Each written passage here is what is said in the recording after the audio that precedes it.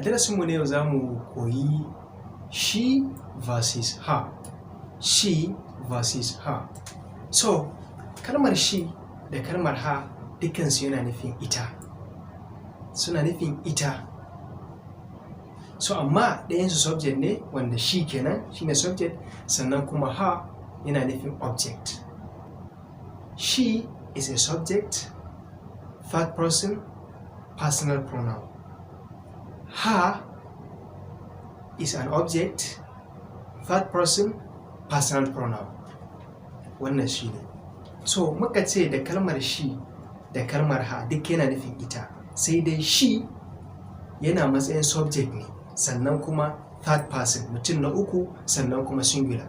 Ita kuma kalmar her tana matsayin object ne, wato wanda aiki yake faɗawa kanta ko kuma mai karɓar aiki. Sannan mutum na uku, sannan kuma singular.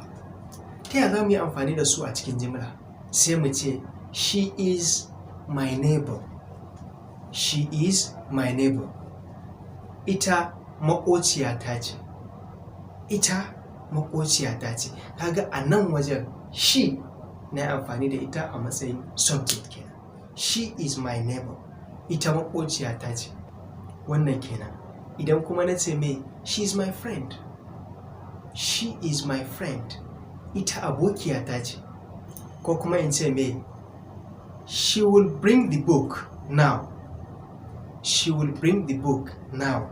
Za ta kawo takardan yanzu. Kaga anan wajen ita ce za ta yi wannan aikin. Aikin me? Aikin kawo takardu.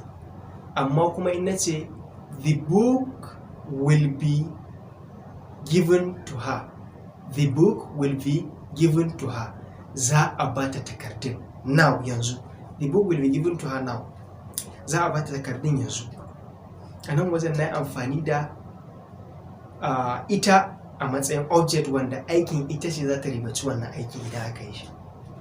She is speaking to her teacher. She is speaking to her teacher. She is speaking to her teacher. Tana magana da malaminta. Tana magana da malaminta. Kaga anan wajen ita ce take wannan aikin.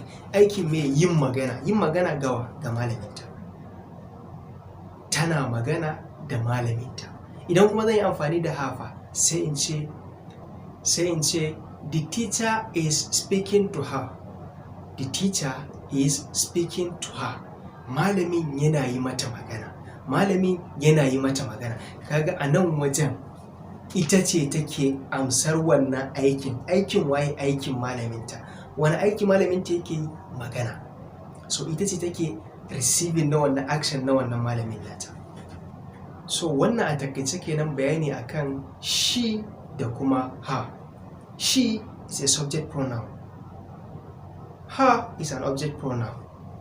Gabaki ɗayansu biyu kuma yana nufin ita. Idan baka fahimta ba ko baki fahimta ba, sai ka sake play na bidiyon daga farko, sai ki saurara domin ki fahimta. Sannan kuma sai ku yi comment. Sai ku yi comment da sentence ɗaya ko biyu akan wannan darasin kuna mai amfani da she da kuma her. Ku comment da sentence ɗaya ko biyu domin mu gane kun fahimta. Idan kuma kuna tambaya, sai ku yi mana tambaya ta comment section.